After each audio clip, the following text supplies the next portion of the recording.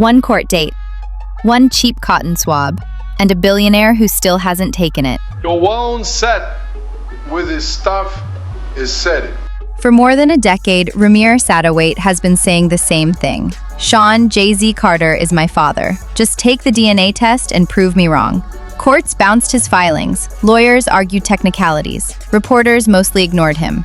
But a New Jersey judge just cracked the door open and set a hard deadline for Jay-Z to respond.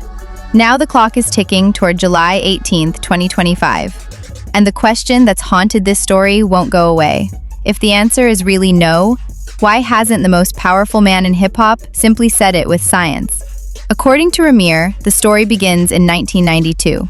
Long before Roc Nation, before stadium tours, before billionaire Forbes covers. His late mother, Wanda, said she met a 22-year-old Shawn Carter through friends, got picked up in Philadelphia, and went to an apartment in Brooklyn. She was underage at the time, according to Rymir's filings. She claimed they used protection. It failed, and she got pregnant. No child support, no acknowledgement, no DNA test.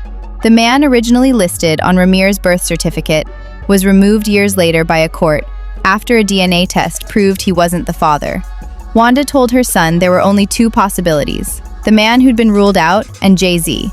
From there, the case becomes a maze of procedural traps. Rymir and his guardian say every time they tried to move forward, somebody found a technical door to slam. Wrong state, wrong court, wrong jurisdiction. One of the core arguments Jay-Z's team reportedly made, he didn't own property in New Jersey, so New Jersey couldn't force him to do anything. Then Rymir's side dug up documents, and even a passage in Tina Knowles' book, that suggested otherwise. Suddenly, the shield of jurisdiction didn't look so airtight. A judge granted an ex parte application and ordered Jay-Z to respond to the complaint by mid-July 2025. That single ruling changed the temperature. After years of stalls, the case wasn't dead anymore. It was on a timer. As soon as that timer started, the story exploded online. 50 Cent posted about it, mocking the decades-long refusal to take a test, and reportedly offering Rymir legal muscle. Nicki Minaj, who's been loudly accusing Roc Nation and industry power players of sabotaging her and shadow banning her fans, amplified the story too. She even reposted an interview with the estranged daughter of Roc Nation's CEO Desiree Perez, who alleged abuse of influence and intimidation tactics in the industry. Whether you believe any of those claims or not, one thing is certain. This time, the media silence broke. Suddenly, people were paying attention to a case most publications tiptoed around for years. But the most damaging allegation isn't the paternity claim, it's the timeline. If Wanda was underage when she got pregnant, the situation doesn't just touch family court. It opens the door to questions about age of consent laws and crossing state lines. Legal experts will tell you that reviving decades-old criminal exposure isn't straightforward, and statutes, burdens, and standards matter. Still, the optics are brutal.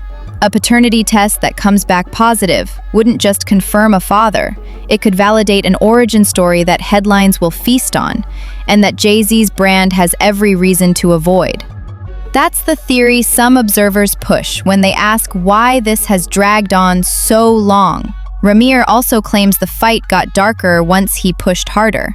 He's posted photos of bullet holes in his car, said people were showing up at his guardian Lily's property in the middle of the night, and accused unnamed parties of trying to scare him into giving up. These are allegations, not findings, but they built a narrative he keeps repeating. This isn't about money, it's about due process and a system that bent for power. He even challenged the courts. If I'm lying, dismiss with prejudice and end this forever. They didn't. Instead, after years of procedural ping-pong, they set a deadline and told the most influential rapper alive to answer the complaint. And there's another legal edge New Jersey law reportedly carries. When a man refuses to take a court-ordered DNA test, a judge can presume paternity. Translation: if you keep dodging, the law can treat you like you're the father anyway. That's one reason this date matters so much. Jay-Z can respond, fight jurisdiction again, or try to dismiss. He can also settle privately, or finally submit DNA and close the book if it's really false. But if he ignores it, Rymir's team can ask for default judgment. Imagine the headlines then. Court rules Jay-Z father by default. No lab, no swab, just a legal hammer. All of this now sits inside a bigger war. Rymir and Lily say they've filed new actions against judges and lawyers who touched the case, accusing them of fraud, collusion, and violating due process. They're even pushing for what they call a pro se/legal abuse act, basically a way to keep celebrity defendants from using endless procedure to exhaust everyday plaintiffs. Whether that bill ever becomes real is anyone's guess, but it shows how far this fight has evolved. What started as a paternity suit is now being framed as a referendum on power, celebrity, and the way the justice system treats ordinary people who go up against billionaires. So what happens on July 18? If Jay-Z complies, takes the test, and it's negative, the story doesn't end cleanly. Fans will still ask why it took this long, why his team fought so many procedural battles, and why so much smoke surrounded a fire he could have put out in a week. If the result is positive, the shockwaves go way beyond money. It could force a public reckoning with an alleged underage timeline, generate new scrutiny for Beyoncé's carefully protected brand, and unleash a wave of lawsuits and headlines that no PR team can fully contain. If he refuses or stalls again, the pressure and the presumption only rise. This is also pieces that concede for Beyonce's knows what you change at your way to test.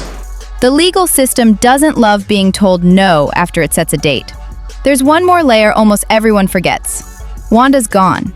She died in 2019. The person who could answer the most questions can't say anything anymore. All that's left is a man who says he wants the truth in writing, a court order with a hard deadline, and a music mogul whose silence is now louder than his catalog.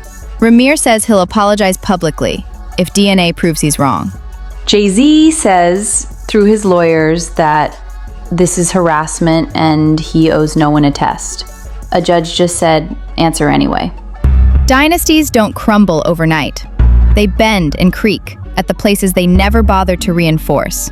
Jay-Z built his on authenticity. Marcy to Madison Square, family first, business as war. Authenticity comes with a cost, though. Sometimes it's a song, sometimes it's a swab. A cheek, a Q-tip, 30 seconds, and the end of a decades-long war. If the truth is what his team says it is. If it's not, we're about to watch one of the most controlled brands in modern culture face a reality check no one can spin. Until July 18, the internet will do what it does best. Guess, joke, theorize, and pick sides. 50 will troll, Nicki will post, lawyers will draft, and Rymir will wait. Because for all the filings, interviews, and whispered threats, this story boils down to something brutally simple. DNA doesn't argue. DNA doesn't trend. DNA decides. And if July 18 arrives and the response is just another procedural sidestep, the court can still speak without a swab, through presumptions, defaults, and judgments that stain louder than any press release. Either way, the myth of untouchability takes a hit. Because once a judge puts your name on a clock, the power balance shifts. Billionaires hate deadlines. Paper loves them. This is also pieces that concede for Beyonce's knows what you change at your way to test. So here's where it really lands. If the test clears him, it's closure, with a decade of why didn't you just left hanging in the air. If it doesn't, the fallout won't be contained to family court filings and a few think pieces. It will ripple through brands, partnerships, legacy talks, and every carefully curated documentary frame. And if he refuses, yet again, the law may do what he wouldn't: answer for him.